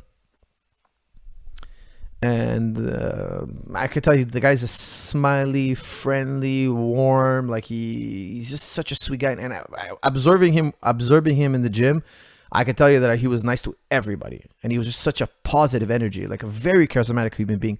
So it would shock me if he said anything that was anti-LGBTQ. It would surprise me. I don't think he cares about that personally. Rudy, this is from Rudy. Daniel Cormier said he could beat Jan Blachowicz. Because Jan is slow. What do you think? I think he could beat Jan Blachowicz. I think that he could get knocked out by Jan, but he could also beat him. Don't forget, Jan's got like 8 losses, and I think 4 or 5 of them in UFC. So is it far-fetched to say that DC sees holes in his game? And the thing is, Blachowicz hits hard, really hard. He's got that KO punch. So, but I could see Cormier taking him down, especially prime Cormier. I feel like Cormier is maybe... his prime is fading a bit. His last fight, I felt his prime. His last 2 fights, there wasn't the endurance he used to have, the durability, I should say, that he used to have. But the prime DC, I would think the DC in his prime would win. Today, I feel that he's past his prime a little, guys. Okay, guys. 141. We did a great job, man. We took this one deep. Love from Bosnia. Love right back at you, Amar. Thank you. Keep it clean, everyone. Yes. Where is my moderator?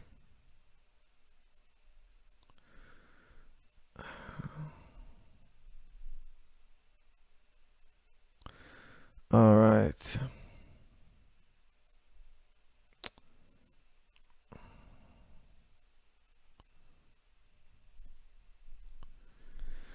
Okay, guys, let's end it on a good one. I always have a funny feeling when I end it on a not so fun question. Love from Morocco. Thank you, my friends. Love right back at you.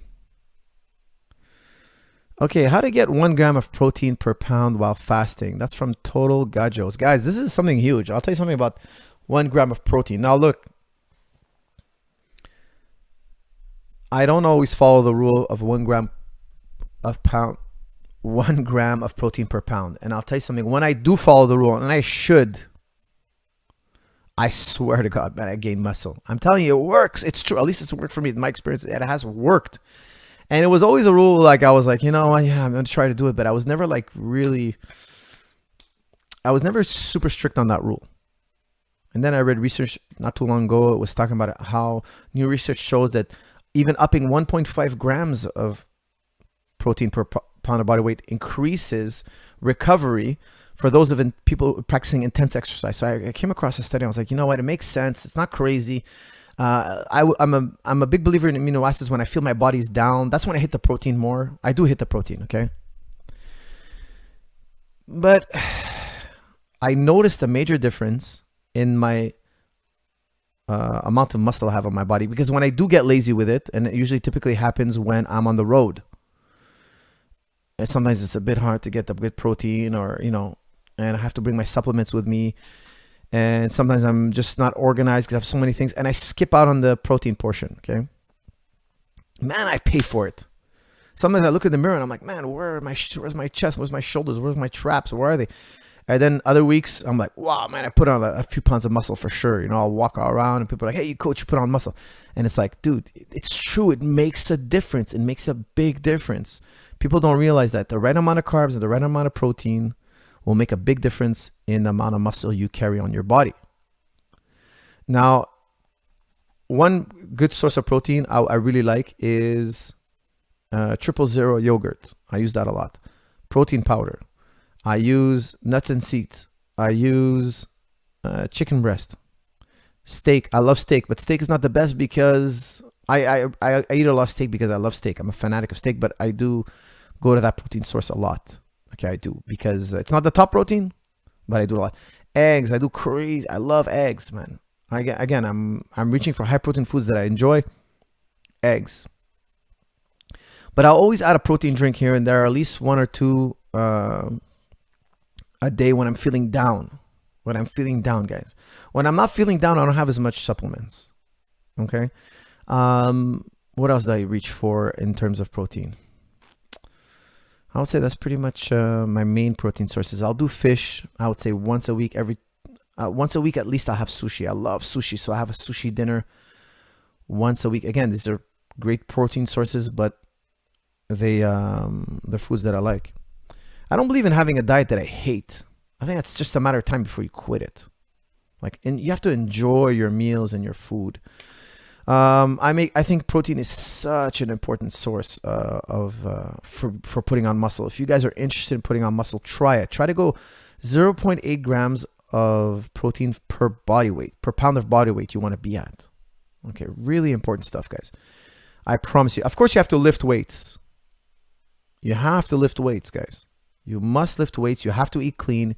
But if you want to build that muscle, do compound lifts, squats, deadlifts, bench press. Hit the compound moves. Compound means you're using a huge amount of muscle groups, okay? The more muscles you're recruiting in the movement, the better. The more you're going to add size. Squatting is the king of putting on muscle, guys. Squatting is the king. It has the longest eccentric load. That means when you're squatting down, your muscles are stretching. They're not shortening under load.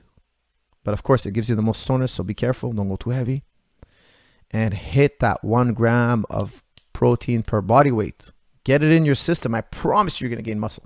Promise. Okay, guys. I think that was a great last question. I want to thank you all for tuning in. You guys are what makes these episodes fun. I thank you all, and I'll see you all in the next episode. Thank you.